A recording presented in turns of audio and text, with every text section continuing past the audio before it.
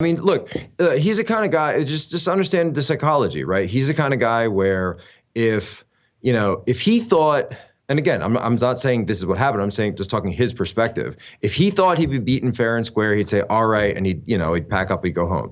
But if he thought something was stolen from him, right? If he thought something was taken away from him, then does he really seem like the kind of guy that's just going to let that happen? That's just going to let that slide? Of course not. No, he's going to be the guy who's going to want to get back in and take back what he, right or wrong, views as something that is rightfully his.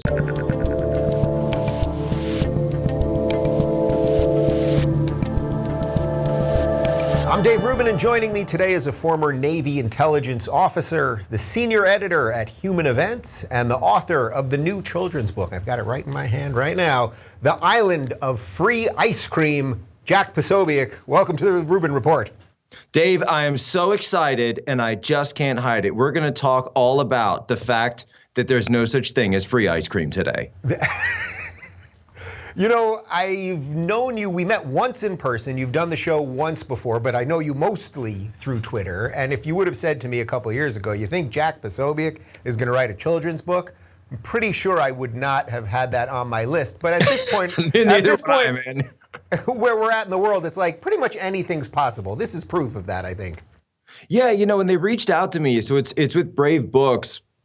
And they have the whole thing up at Brave Books. So it's like Ashley St. Clair and Elizabeth Johnston, and there's some other big names. Actually, I think they just announced it, so I can say this now that Dan Crenshaw is going to be the next one coming out with a book.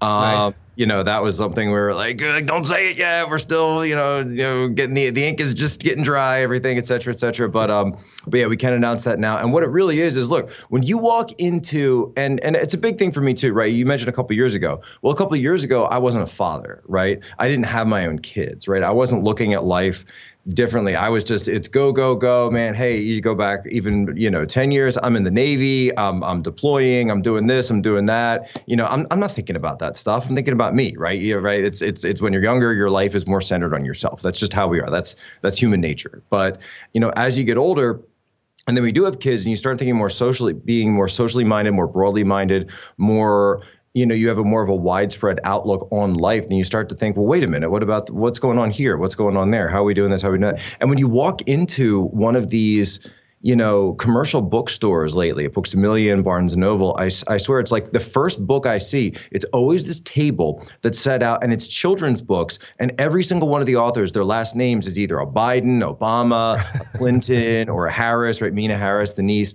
And so I'm saying, wow, this is just, it's so politicized, and I don't remember that. I mean, my kids' books were like, the last name was Seuss, like it's just basic, You mean that old racist? Right. You can't, right. You can't even do that. I'm learning like one fish, two fish. And now we're talking about all of this really politicized stuff. And so I said, look, there's been this idea on the right that, it's always like, well, the campus crazies will just stay on campus because then they'll go to real life and they'll get mugged by reality, to use the old Buckleyan line, and then they'll stop and they'll go back to normal and everything will be fine, right? Well, that's not what happened. The campus crazies followed into the corporate crazies, the military crazies, the academia crazies, all the crazies, right? Everywhere. And so that's now filtering into where? Into schools, right? Pre-K through 12. And of course, this is happening with CRT, et cetera, et cetera. And the books are a huge part of this. So the right has been playing this game, or even, not even just the right, but people who just believe in, traditional values, basic American values, totally seeded this space, and said, oh, it'll correct itself. It's self-correcting. Don't worry. This isn't some big thing. Guess what, folks? It is. So that's why we decided to put this together. They reached out to me and they said, do you want to do something? I'm like, I don't know. Like, what should I write about? And they're like, what's something that you don't like? And I said, communism, right? And they said, well, we just so happens that we have a book that we think that would lend itself to that. So we kind of worked together on the writing of it. And it's actually got, and this is the one thing I said to them, I was like, look, I don't want to do one of those big preachy things where it's some story and then all of a sudden, Jack Posobiec walks over and is like, well, kids, let's talk today about the virtues of the free market and Milton Friedman and Ayn Rand. It's like, no, like I don't want to do that stuff, right? So they showed me the storyboards on it, and I said, this is actually really cool. Like, this is a book There's characters, they're like on an island, there's a marketplace, but then, some wolves show up and they say, hey, come to our island. We've got free ice cream, and this guy's trying to. Not only, I'm going to illustrate the island here. Oh, There's you a got the giant, poster? it comes with a big map. I think I got it right here. Oh my gosh, yeah, look at this. Right, so the way we'll put up a still so that I'm not so foldy here. I know, right? So the way it works is with the whole series, and there's 12 in the first saga. There's going to be more sagas. So it's like you get one a month. And then each one of the books corresponds with one of those circles. And the different places that are on that map are different stories. And they all kind of interlock. I mean, you can read them out of order, I think, makes sense as long as it's in the saga. But each story kind of feeds into the other one. It's sort of a shared, like Marvel Universe kind of idea. But, for kids that are reading it, and, my son's 3, so I showed him some of the storyboards and he's like, oh, cool, sheep and wolves. Like he kind of knows that wolves are like bad and sheep are good, but he doesn't really have, ice, and he knows ice cream is good. He gets that, right? Naturally. Yeah, that's pretty basic. But he doesn't understand so much the total plots yet, but he can at least get the action of it, right? So they go to the island of the wolves and guess what? Turn out, spoiler alert, right? It's not very good on the island of free ice cream. It's actually quite bad, and you can't get out. And there's like this Berlin Wall surrounding it, so it's like a Cuba, East Germany, China kind of place. And anyway, so that's kind of the story, but there's a lot of action to it and it's interesting. And then you get to talk about some of these ideas. And at the end, there is a little bit more of like that whole educator piece where, we're working with like homeschool groups, we're working with religious groups, we're looking with a lot of people who just want to check out of the system and say, look, we are not on board with where you guys are going, but we need to find something to replace all of this woke junk with. And I said, look, that's where Brave Books comes in. So it's actually really cool. And you can start to have those discussions like, okay, I wish things were free too, right? Wouldn't that be great? Wouldn't it be awesome to live in the world of Star Trek: The Next Generation where there's a replicator and you can walk over and, I've got my Earl Grey tea, right? But we don't live in that world. And so maybe when somebody, and it's just a basic idea, right? That when someone offers you something that seems too good to be true, probably is. It probably is. Now, the real question is, at the libraries, will this book be recommended by the drag queens during Drag Queen Story Hour? Are they going to be handing out this book? I might be able to sneak it in. I don't know. Maybe while they're getting all the attention, we'll just be running around in the back, like throwing them all over the place. So, I'm super impressed by this because one of the things I've been talking about on the show for a while is I'm sort of tired of people that just talk, and I want to find people that build and people that do. And that's why it's very cool to me that you were like, yeah, I will write a children's book about these ideas because we got to fix all of this stuff. But I wanted to read the mission statement by Brave. They're the publishers of the book. I thought this was pretty great. Timeless virtues for a new generation. A progressive agenda is dominating today's culture and teaching our kids all the wrong lessons. That's why we created a book series geared towards children ages 4 to 12. Each month we will release a new story which teaches a foundational conservative value. So you already hit on this, but do you think that's where we're at as a society at this point? That depending on what your political beliefs are, you're literally going to have different children's books, you're going to have different schools, you are going to have different businesses, ultimately different tech, and just, as far down the road as you want to run that concept? Well, it's really interesting because, and I know you talk about this a lot, that a lot of this started with relativism and the idea that there are no, absolute, there's no good, there's no bad, there's just, it's what was the phrase that seeped into our culture? It's not the truth, it's my truth and your truth. And it's like, whoa, wait. If we can't agree on basic facts and we can't agree on basic morality, then what's going to happen, right? This is exactly what happens because of that, because we took away objective morality in society, right? We took that away, we rejected it, we replaced it with what? With nothing, right? And we tried to do that for a while, but it didn't work. But then up along comes this new ideology and says, we are the new morality. We are social morality. The government has essentially replaced God in this sort of this like inverted hierarchy. And then so the leading purveyors of the government, the bureaucrats, the experts, they are the high priests and the acolytes, et cetera, et cetera. And so these books then seek to impose that new morality, right, on our kids. And it's a false reality in many ways, but also because it just doesn't line up with people's lives. It doesn't line up with reality. It doesn't line up with human nature. And so people who read this stuff at a young age are set up with false expectations for how their lives are going to be. And it is not going to work out. You are not going to get success. And so that's why the true test of an actual moral system is, does it work? Right? If I follow these precepts, will I succeed? Will I find happiness? Will I find self-actualization? Right? As Thomas Aquinas wrote years ago, these are the basic understandings of what should underpin, a moral ideology. And yet, when you look at the left, the people who follow it, they're some of the most curmudgeonly, miserable, nasty people in the world. Just terrible. And I feel they don't look that good either. No. There's a reason for that. I believe it's like, it's like in Star Wars when the Emperor is using the dark side and he, it then corrupts his appearance, right? And I never liked how they changed that, where they said it was just the lightning. I always liked this idea that, he was using the Force for evil, and then so that created a negative, full side of him. Like that was sort of what was going on in the originals. But then, then they had to throw that out and say, no, it's just a blaster from a lightsaber. It's like, no, you actually had a really good story there. But then you decided that wasn't as marketable as just, being able to sell new toys. I know that the two of us could do like an 8-hour show on Star Wars and the disaster that it's become, but I'm actually, funny enough, because we're talking kids' books, I decided my house is going to be Star Wars free for my kids. Only Star Wars. Yeah. Wait, so you wouldn't even do the originals for them and just say cut it off at that? Or to me, I'm big on the prequels, but you wouldn't even go that far. No, because the way I look at it now is the originals, for as much as I liked them when I was growing up, they're just a gateway drug into the rest of it.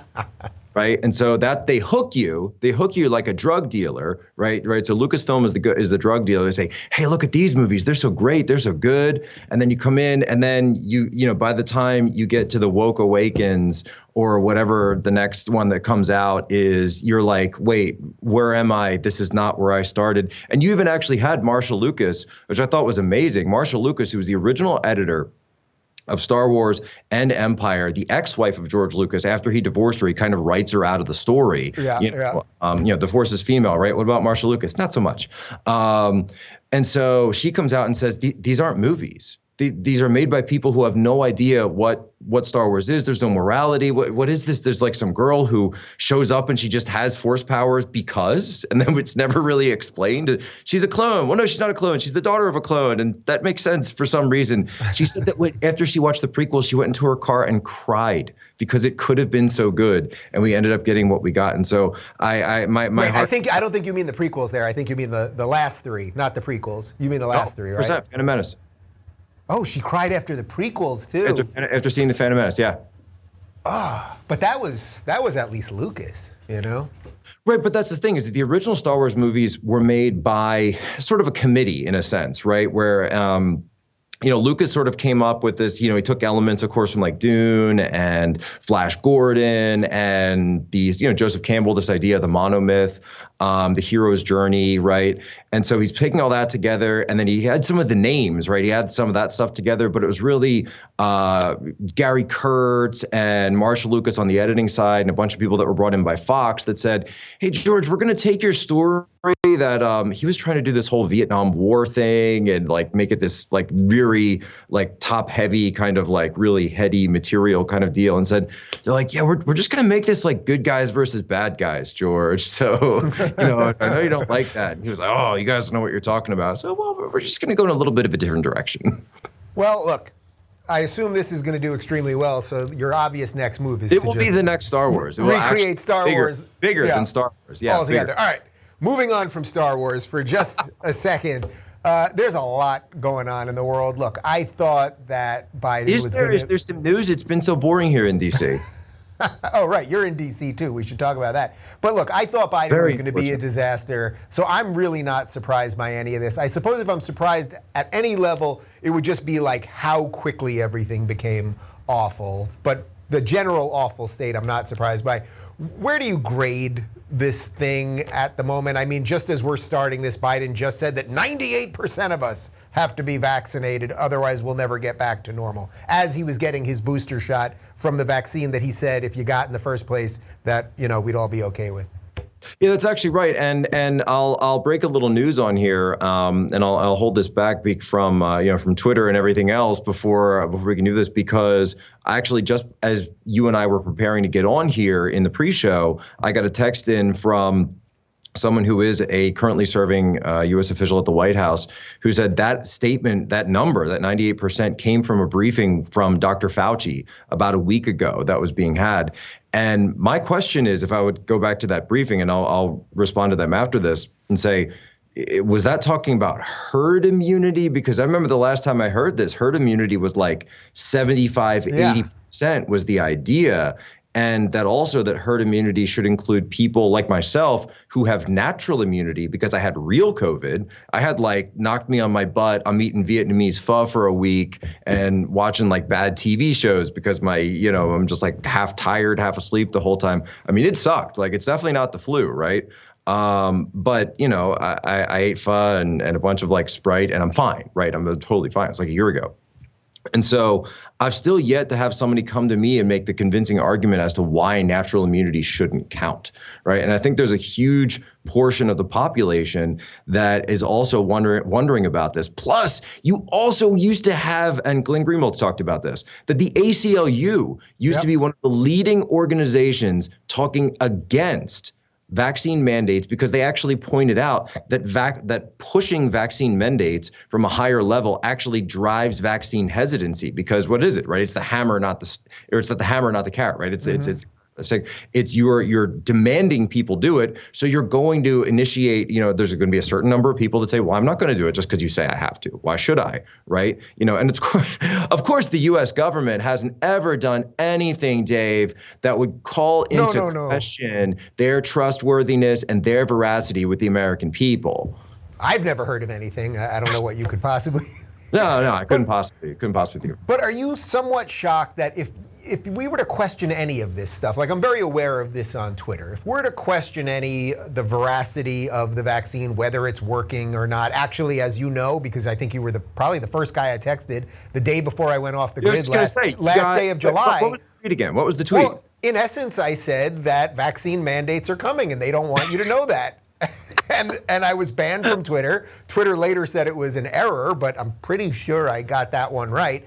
But then this is like a month ago, right? This is hilarious. It was July 31st, yeah. A couple months ago. Okay, so yeah, give or take a month. Yeah. So you tweet out that you think essentially it looks like vaccine mandates are coming, banned on Twitter, right? Locked out. Was it 12 hours? 12 hours, and then I had to delete the tweet. Otherwise, they put you in perpetual with no answer as to when you might come back. If you refuse to delete it. They put you in the penalty box for 12 hours. Then they make you take the tweet down, which by the way, we're talking about communism in the book, but this is in Mao's China, the idea of self-incrimination, right, is big, right? They could delete the tweet for you.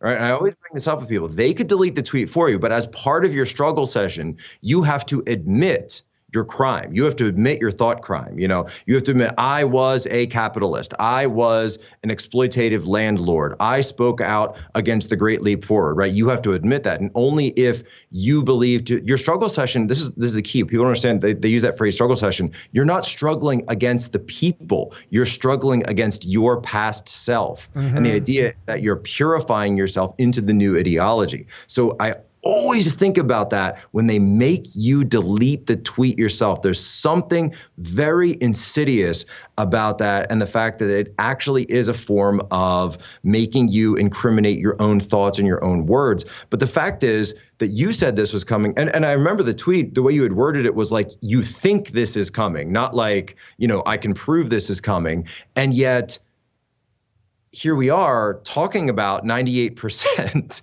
People are about to be kicked out of the military. There's that, the great account Libs of TikTok has, and they're not just doing Libs anymore. It's really just sort of like a TikTok news kind of site now. And military members, and we covered this on Human Events Daily just today, that there's an E4 in the Air Force saying, look, I don't want to take this. I'm about to be kicked out. I've signed up. I've gone through all my training. Here are my qualifications. Can you guys help me find a job? Right? So we're purging our military on the basis of this. Think about who we're purging, by the way, our healthcare workers. So many, they're in New York State, they're talking about bringing in the National Guard to backfill healthcare workers. I'm sorry, I thought this whole thing was supposed to be help. Remember, 2 weeks to stop the spread, right? Lower the curve so that we can help ICUs because of the capacity and because of bringing the burden down on healthcare workers. If this is about health, why are you firing the healthcare workers? Right. So it literally, we went in a year and a half, we went from 2 weeks to flatten the curve to we're firing nurses in the name of health, which I don't know that we've had any sort of mass outbreak by nurses or within our military or anything like that. But what do you think this really gets to in that it's not stopping? I mean, this is what I'm trying to explain to people. It doesn't matter if everyone's vaccinated or everyone stays home or everyone wears masks. The governments, and I mean governments, not just ours, but Australia, Canada. I mean, we're just watching Western governments commit hara-kiri and take down their people at the same time. That's what it seems like to me, that they're just loving rampaging through everyone's rights, and very few of us are doing anything. This will stop when the citizenry decides it should stop. Russ Dohat in the New York Times, and I don't really cite the New York Times very often, but he had a pretty provocative headline on an op-ed about a week ago, and he said, what if COVID was 10 times more deadly, right? What if COVID was 10 times more deadly? And I'm like, well, if COVID was 10 times more deadly, then I'd probably be on board with a lot of this stuff, right? I think that would make sense. Don't give him any good ideas, Jack. No, but here's what I'm getting at. Here's what I'm getting at, because I'm not, I want to make a point, is that we have a situation where we know that it's not. We know that there are people, look, it's been what, a year and a half. I was one of the first people that said, all the way back January 2020, let's add China to the travel ban. We can't allow those flights to come in. Why are we still doing this? We can see what's going on in Wuhan. We can see they're trying to shut it down. Just stop the flights. Just do it. Just stop the flights. We were doing podcasts about it back then. They're like, oh, you're crazy, you're xenophobic, et cetera, et cetera. I said, no, it's about a virus that comes from there. I don't care that it is there, but it is. To deal with it. We know everything that's come out since then about that and the lab and what they don't want us to know, et cetera, et cetera. But I think the key thing in this is that you have a situation now where people are going to say, look, we can look at this as independent, critical thinking individuals and know that, okay, people with comorbidities, you got to take care of them. People who are seniors, right, they're higher at risk, you got to take care of them. People who have the immunodeficiency. I was just down in Florida meeting with a friend of mine who had gone through, he's just getting over throat cancer, right? He's walks around double masked all the time. That makes sense, right? Because he gets that, he's done. He's going to be wiped out. Like his system will not be able to handle that, right? That makes sense for his position. But the idea that we are going to allow government to have all this power, they're never going to give it away. And, there are some people who said, well, I think this is it's a one-time thing. It's got, no. Yeah. Medical tyranny is the future.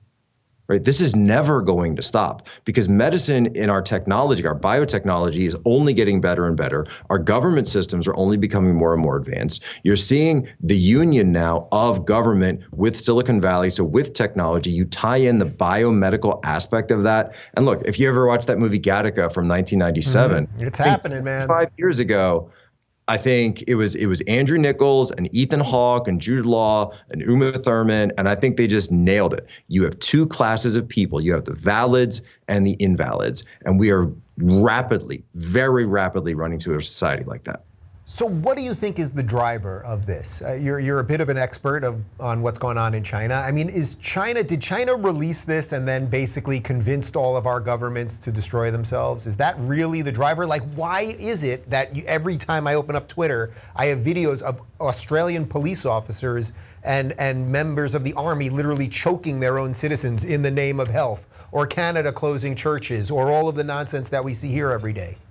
So the analysis, with my sort of, putting on my China analyst hat here for a minute, looking at the CCP, they're terrified of anything that slows down their growth. And you can look at their response to the contagion or potential contagion of Evergrande, which is one of their largest real estate developers, possibly going down through a very similar subprime market situation as the U.S. saw during the credit crunch in 2007, 2008. Watch the movie The Big Short, if anyone wants to learn more about that. China, same situation, right? They overheated this, they fueled it with debt.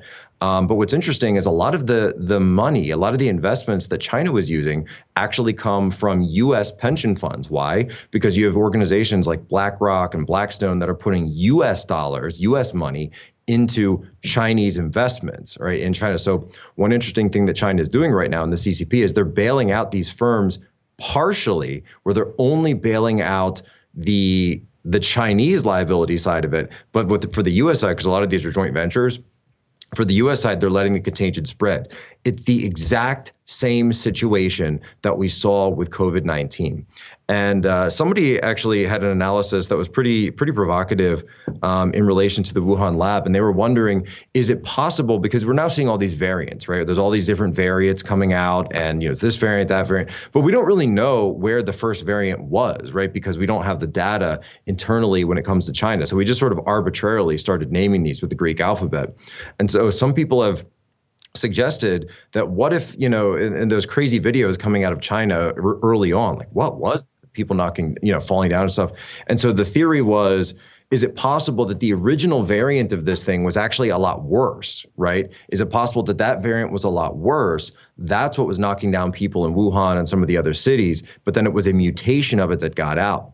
And so with my CCP analyst hat on, and I'm looking at Xi Jinping and I'm thinking, look, he doesn't want a slowdown in China, because a 1 or 2% unemployment tick in the United States, okay, that's a couple 100,000 people there, here or there, et cetera, you do the stimulus payments. 1 to 2% unemployment in China is a revolution, right? That you've got a revolution on your hands. And every Chinese dynasty, and you can think of the CCP as a dynasty, has gone through what's called the theory of dynastic decline. And so they go through this cycle where the dynasty is doing well, it's risen, then the dynasty becomes corrupt, and this goes thousands of years, right?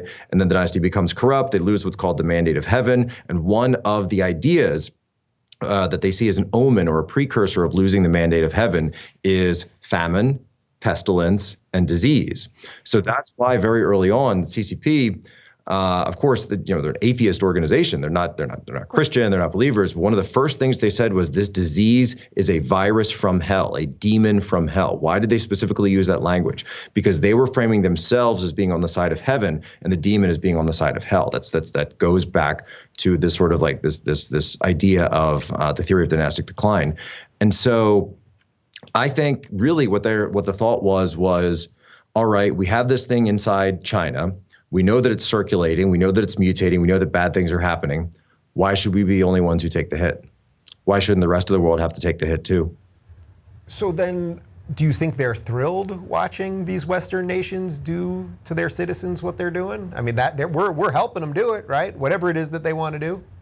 Absolutely. I mean, and it's like Howard Bloom wrote in Lucifer Principle, that this idea that every nation is a sort of superorganism, in a sense, a collection of cells that's all connected, but we're always vying for hierarchy, and that's real politics, right? So when I lived in China, one of the things that people would frequently say to me was, it's not that we hate America, Jack. No, we don't hate America. We just want to be where America is. Mm-hmm. We want it to be one Chinese yuan equals $8. We want to be in a situation where we're on top. And you're actually, one thing that somebody said to me, and I want people to understand, he didn't say this as a threat. He doesn't say this offensively. It was his point of view.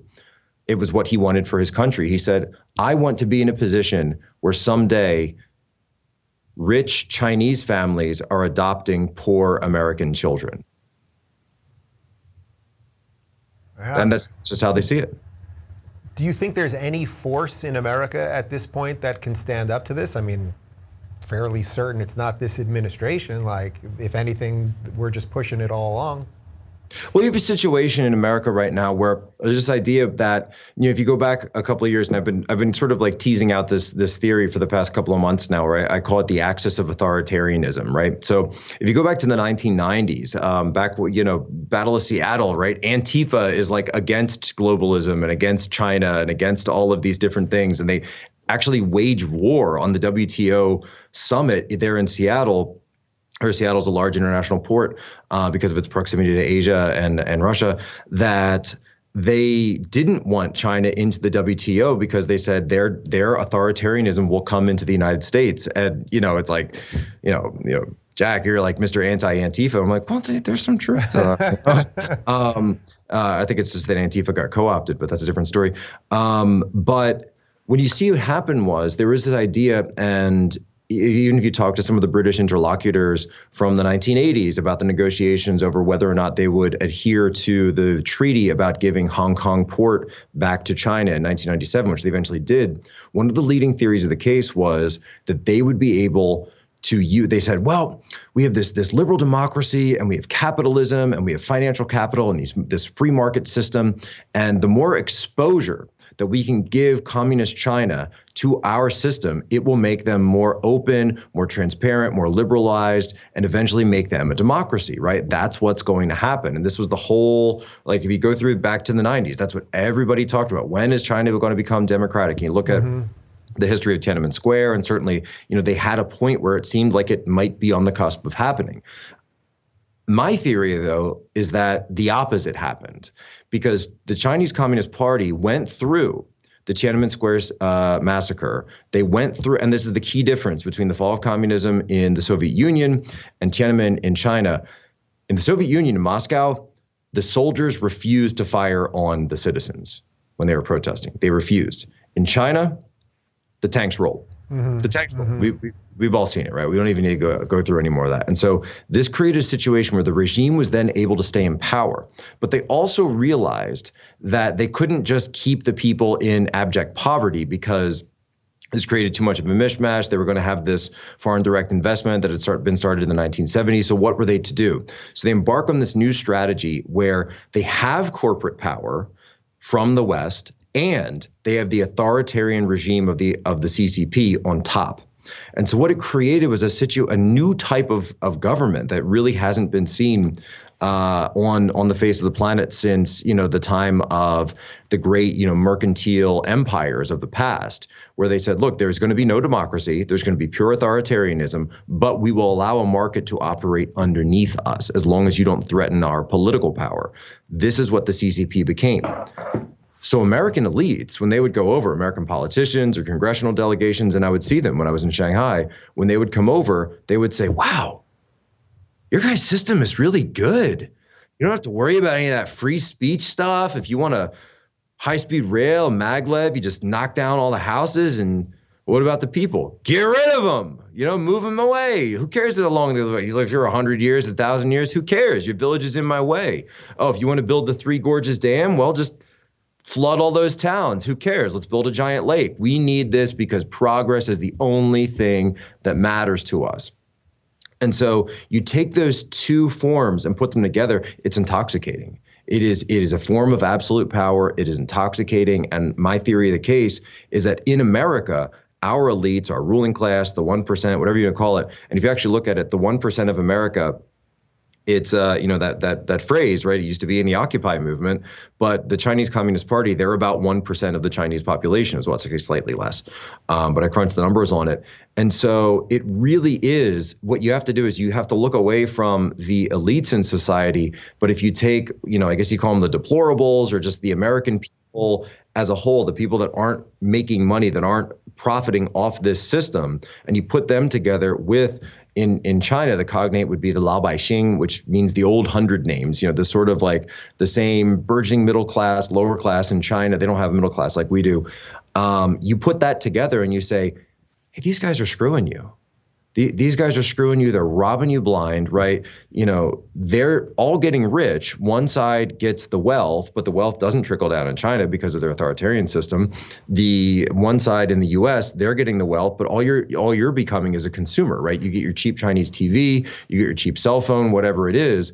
but you don't get the wealth, right? You don't get any of the benefits, you don't get the jobs, you don't get the secondary, tertiary industries that would come off having a primary income driver. And this is why the vast heartland of the United States has been completely hollowed out. I'm from not the heartland, but one of these sort of post-industrial cities in the Northeast, and it's the exact same situation. Right? This is the reason the Rust Belt exists, is because of this. And it's not elite capture, it's not Manchurian candidate, it's nothing like that. It's a merger. That's what I'm trying to get people to understand. It's actually a merger at the highest level. So what do we do? So what do we do? Well, Good luck with all of that. You have to decouple, right? You have to decouple, and you have to say, you have to come to it from a perspective. And I've been looking at this thing for 15 years, right? I first went to China in 2006. I moved there in 2007, lived there for 2 years, learned the language, joined the military afterwards. Primary focus was China. I'd be in these rooms in the intel community, and we'd be talking about like the South China Sea, and we'd be talking about, oh, they're building these islands and they're militarizing the islands, and they've got this aircraft carrier, and it's going to be coming in, it's going to be doing operations. Well, what do we do? We'll send a message. Yeah, we'll send a strongly worded message. We'll get the United Nations involved, right? We'll get the 3-part talks, 5-part talks, and I would be the guy in the back saying, I mean, that's nice, but I don't think we're planning to go to war with China. I certainly hope we aren't, but unless you use economic leverage, why would they listen? It's the only thing they're going to answer to. So that's what you have to break up. You have to break up that merger. You have to get people to understand that you are being screwed, that you are being robbed blind, and you have to then turn on the economic screws. But I don't care if it's a Republican, a Democrat, or other that does it, right? It's just what's good for the people on both sides of the world, in this case, on both sides of the Pacific. It's going to be better if you break this up. You start actually having real diplomacy and not these quasi-transnational organizations anymore. Right, but is there any chance, that this administration, or even if we got an American, that was a hell of a Freudian slip, a Republican administration, is there any chance that America could actually do that? I certainly don't see it under Biden, that we could ever, I guess we could do it, but that we would ever exert the type of influence that you're talking about.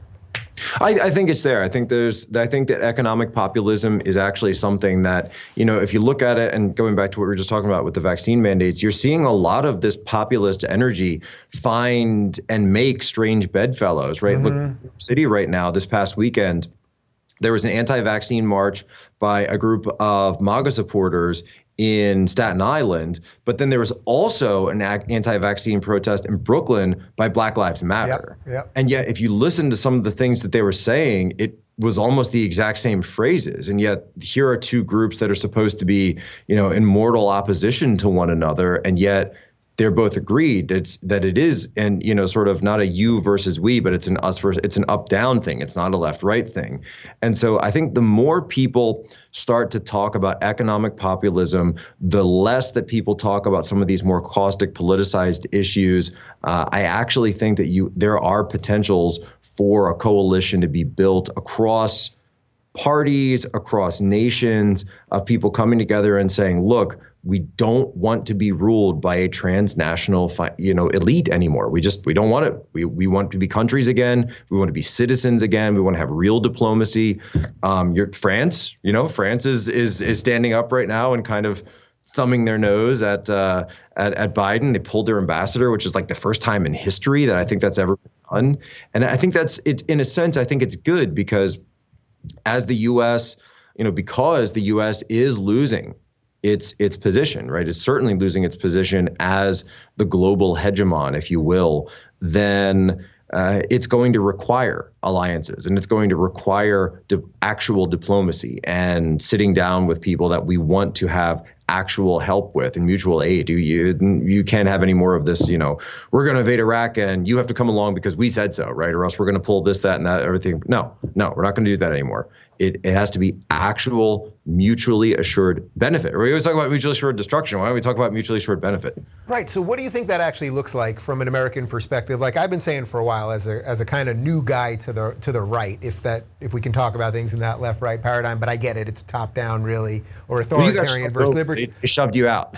Yeah, right. Or they shoved me out. But for this new thing, this center-right sort of economic populist thing that you're talking about, like I see myself on more of, say, like a libertarian side of that. Then there are sort of more traditional religious conservatives. I think we're seeing Tulsi Gabbard kind of, yeah. But look, we're obviously on the same side in the big picture of things. I see someone like Tulsi Gabbard being like, well, there's nothing left for me over here. I don't know that she's fully making the move, but it seems like she's on her way. Right. I see that thing as super broad. I think that the disagreements that we might have can all be sort of worked on, or like we still want to live in the same country with each other. What do you think that really looks like politically? Like, is it Trump that has to lead that thing in because he kind of was the guy that was doing it in the first place?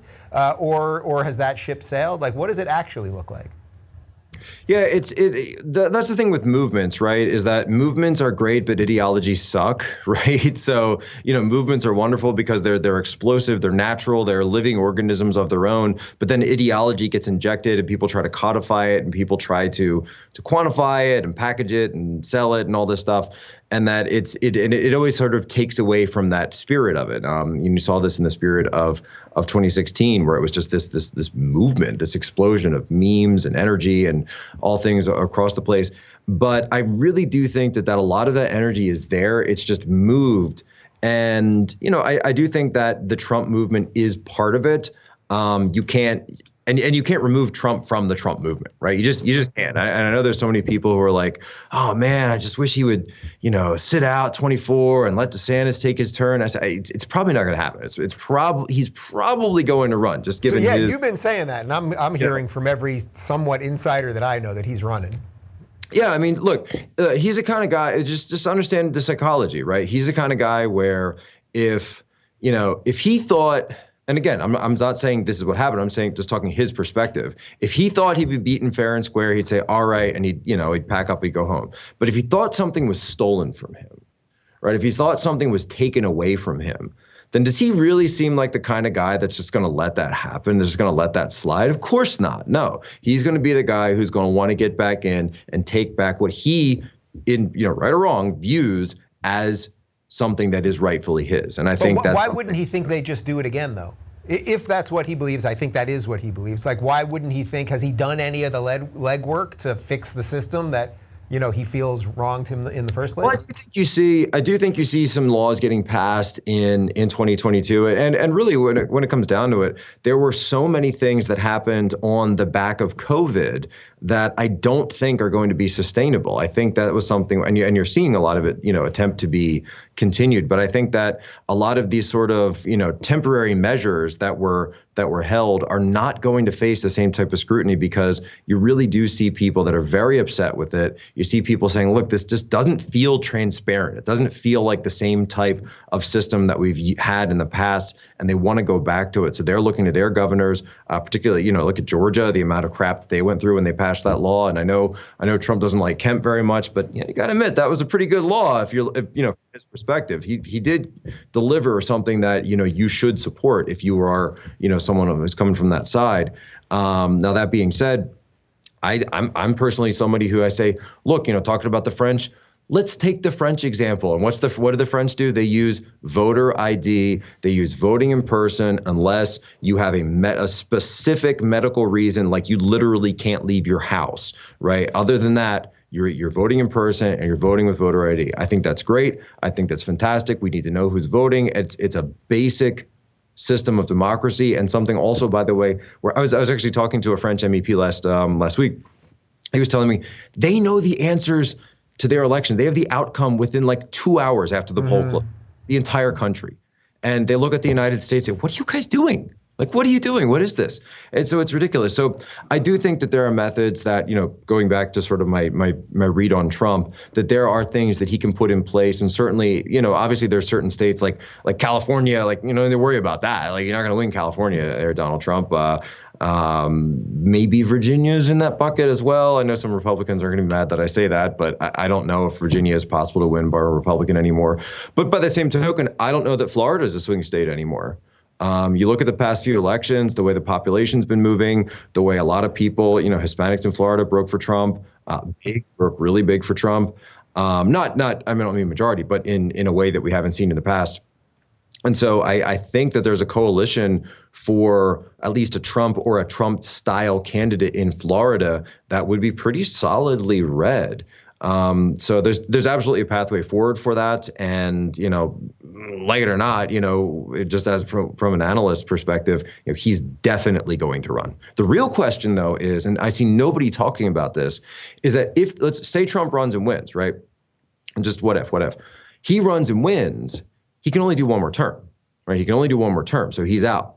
So whoever he picks as vice president, then, if he runs and wins, is really going to be set up to sort of be the, be the inheritor of this movement, whatever this thing is. So when I look at this whole thing, I almost think it's almost like a passing of the baton kind of thing, and that whoever that pick is, and really I've been thinking about it, Tulsi was someone that I did kind of have in mind, because I think that's a really interesting choice, and I think that she embodies a lot of the spirit in many ways. But I'm not 100% sold on her either. Though I will say that Tulsi is somebody that I had respect for even years. 2014, I was out in Hawaii, and I actually went and I was on there for a military thing, and I actually went and stopped by her office and was just talking to her staff. Got to meet her mom was there, Got to meet her, because she was just someone that, even as a Democrat, because of where she was on, at the time, military issues, someone that I had a lot of respect for. Are there any sane Democrats left at this point? I mean mainstream. I don't mean the average person. Of course, there's some sane Democrats. But like in terms of the machinery that is the Democratic Party, are there any, the former me's, are there any of them left over there that can be worked with? Well, I think there are, but I think it's going to be on an issue by issue basis, right? I think you do see Democrats, by and large, who have good outlooks when it comes to social media, right? Talking about actually using the government to rein in the power of social media and these oligarchic systems. But the only problem is, of course, where we disagree is that they say, well, not only should we rein in the power, but also you have to crack down on that very bad misinformation and the very bad, these people are saying that Hunter Biden had a laptop and COVID might have come from a lab and they might have been doing gain function experiments. These crazy, crazy statements are saying things like Americans might be left behind in Afghanistan. Just wild, tinfoil stuff. When, of course, we all know the truth of all that. And so I do think there's room there. I do think that's a broad movement and a broad issue topic where I think you could actually sit down and find some common ground. I actually hate to say it, but again, I actually respected the way that when Amazon was trying to come into AOC's district, AOC was like, no, just you're going to ruin this area. You're going to kick out all the people. You're going to destroy all of it. Though I do also point out that she's a hypocrite, because she very famously is in Navy Yard in DC, and that's exactly what happened in Navy Yard. That all the people came from the Hill, kicked out the families that have been living there for generations. They're now over in PG County, Maryland, and now you've got all the DC yuppies are all living around Navy Yard. It is the worst place in DC. I cannot stand it down. Like, I'm a people watcher. I like people watching. Not in Navy Yard. Oh my gosh, I was there the other day. I almost had I had to leave. I actually the toxic, just energy of that place. Oh, disgusting. Where does the mainstream media, or whatever is left of it, where does that fit in this whole equation? I did my show this morning, and just once again, just showing clips of CNN saying the complete, Stelter usually saying just the reverse of everything he said a year ago under Trump, and just the endless lies, and how that we're all just being shifted into our own little worlds where we just believe completely different things. Is there anything that can be done to fix any of this? Dinosaur. That's the dinosaur, right? They are going to go the way. I don't know if there'll be a comet, but we are seeing an evolution right now in terms of media. We're seeing a massive explosion in terms of media. Social media has given people the opportunity to use these systems to create a real democratization of information in a way that's never before been seen. Never before been seen. And that's, of course, why they want to shut it all down, these narrative gatekeepers.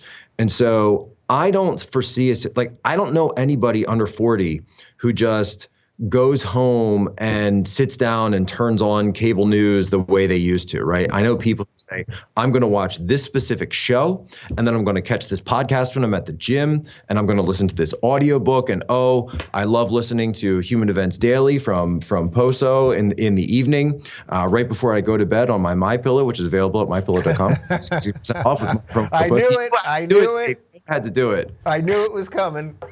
But no, I really do think that people are going to follow less and less brands, and they're going to follow more and more individuals. And I really think that's the way coming forward. And you look at Joe Rogan as sort of the very much a pioneer in this sense. Rush Limbaugh, in many ways, a pioneer in this sense. Not necessarily in terms of, obviously, they have a lot of stuff I'm sure they disagree on, but the idea that I'm going to tune in because I don't always agree with this guy, but I like him. I think he's personable. I like what he has to say. I like that he's upfront about where he's coming from. And I don't think that they're trying to mislead me. And at the end of the day, I think that's what anybody wants. And I think that corporate America and specifically corporate media has lost that. They've totally lost that sense of it. There was this sort of hagiography of the 9/11 anchors. I don't know if you saw any of that because they just had the 20th anniversary. Yeah. That the anchors were, and Brokaw and Jennings and Rather, they were the ones that walked us through that. And that's personally, I don't really remember them being the ones who walked us through it. But that was like the last shining moment where you really only had 3 choices for your media. And now it's totally dispersed and it ain't going back. That genie ain't going back in the bottle. The toothpaste ain't going back in the tube. The bell cannot be unrung, right? You are going to have now a bifurcated media. So does that lead to parallel economies? Does that lead to parallel systems? Does that lead to parallel countries? I hope not. I really, really, really hope not, because I really don't want to do that. So that's why I've always been trying to set, basic guidelines. The New Yorker just ran a piece yesterday. Yesterday. We call for sabotage and the bombing and blowing up pipelines. I said, look, you have to put a fault line on no doxing, right? No going after families, and no violence. It's simple, no violence. You lay down some of those guardrails, at least, so that at least, if we're going to have these culture wars, right, we don't want to blow up the entire country while we're at it. But is that the inherent problem? I mean, I've discussed this with Tucker and a bunch of other people, that they actually believe you should do those things and that political violence is okay. And maybe if you have to take out a couple bloggers like they would do in Bangladesh or Pakistan, that's kind of okay. And we can blow up. I mean, this headline from, it was New Yorker or New York? Yeah, New Yorker, right? New York. Yeah, I mean, literally, we can blow things up. Like, maybe we have to. Like, we have rules, they don't. This is a asymmetric problem. Well, see, that comes down to a larger question of the rule of law, right? So were the laws applied equally to, and I'm not someone who says I defend what happened on January 6th, but I do look at it from perspective of saying, were the laws applied to the January 6th rioters the same way they were applied to the Antifa rioters of 2020, right? Mm-hmm. Was it applied at the same level? Or to the people that attacked Trump's inauguration in 2017 in Washington, D.C., right? In many cases on some of the same streets, right, where this took place. So we can see obviously not. And the ACLU came in and the city of Washington, D.C. had to pay a $1.2 million settlement to the 200 Antifa that were arrested en masse because of false targeting and all this other junk, this settlement with them. And so that's the problem of the system that we're in. And so what I try to do is I turn this around and I say, look, if you are on the right, or if you're someone who's the victim of this, you have to prosecute. And if you can't prosecute, you have to sue. And you have to stand up and you have to do it now. That's why anybody who's taken a swing at me, or there's that picture of me and the Antifa guy, I'm taking to court. I will testify. I will press charges every single time. If you can't be identified, then guess what? We are going to identify you. We're going to put you behind bars. If you're lying, you're screaming, you're doing, defamation, we'll bring charges against you, right? You have to use the system of law and peaceful civil disobedience, right? The same way that I see people saying, like, I refuse, refuse, right? In terms of these vaccine mandates, because that's the only way that people en masse are going to be able to say, no, we check out. What else is on your mind these days besides all of this? On my mind, I don't know. I've been, I want to write a historical fiction novel or possibly comic book series about Washington, D.C. I've actually been thinking about that lately. There's this whole idea that Washington, D.C. has always been this like, pristine capital, but there is actually like in the post-Civil War era, there was a huge, just seedy underbelly of Washington, but right in between where the White House is ensconced and the Capitol building, and there's a canal. There used to be a canal, actually, because that was sort of the main thoroughfare in the past that connected the Potomac River to the U.S. Capitol. And so the senators, the congressmen would go back and forth. And so it's kind of where the National Mall is now. It's all covered up now. But back in the day, that area used to be so bad. And the Union soldiers from the Civil War would go in there, and it was saloons and like brothels and just craziness. And it was so bad that people would go in there and like they would just find dead bodies floating around in this canal all the time. And so one of the things that they started referring to the place was Murder Bay. And I just thought, man, it was a swamp. And then it was Murder Bay, and now it's Washington, D.C. And if people want to actually understand the history, the real history of what happens in our nation's capital, we have to actually start telling these stories. So that's one thing I'm looking at. Because again, you talk about, look, the daily stuff and the China stuff and all that. Like that's my drive. That's doing the show. This is the Human Events Daily Studio. We just partnered with Turning Point USA. We're doing this now every day. We went #1 for the first 2 weeks that we're out. It was amazing for Apple Politics. And it's for that one, I keep it short. It's like 25 minutes. I call it the bottom line up front. Be good, be brief, be gone, right? And it's like something you can just share it with your normies, a couple of stories a day. But I really want to keep going with this cultural stuff. You can kind of see I have I have a lot of passion for it. I have a lot of interest for it. And I think that ultimately the daily stuff has a shelf life, right? Listen to you hear one of these things, even this conversation that you and I are having, it's, maybe relevant for like a couple of weeks and then it's gone, right? But if you have a cultural product, you have artwork, if you have something that you're putting real value into, and that is also has an exegesis of, timeless values, really, then that's something that you can look back 30 years and say, you know what, it's still, there's a reason that we read certain books over and over. There's a reason that certain collections of books have gone down through the ages. And, I'm not saying that, I'm going to write something like that. But, I do think that stuff, long-term speaking, has a lot of value. I'm with you, man. Build new things, write new books. And although we will link to the book down below, I will give you a chance one more time. If you want to very cleanly and clearly sell a pillow right now, we can go out on that note. Dave, I don't know. I know you travel a lot in your business. I know there's so much you do. Everybody in the world's like, I want Dave Rubin. How do I get Dave Rubin? Well, you got to travel here. You got to travel there. The only way to do all that travel is if you get the best night's sleep in the whole wide world by utilizing promo code POSO for up to 66% off at mypillow.com. And actually, the towels just came back in, and people are telling me they really love the towel packs. I don't have one yet, though. Don't tell my wife that. She said I told her I'd order it, and I haven't actually done it yet. Author, podcaster, pillow salesman, just incredible. All right, Poso, I'll see you soon. Thanks, man. Appreciate it, Dave. Thank you. If you're looking for more honest and thoughtful conversations about politics instead of nonstop yelling, check out our politics playlist. And if you want to watch full interviews on a variety of topics, watch our full episode playlist all right over here. And to get notified of all future videos, be sure to subscribe and click the notification bell.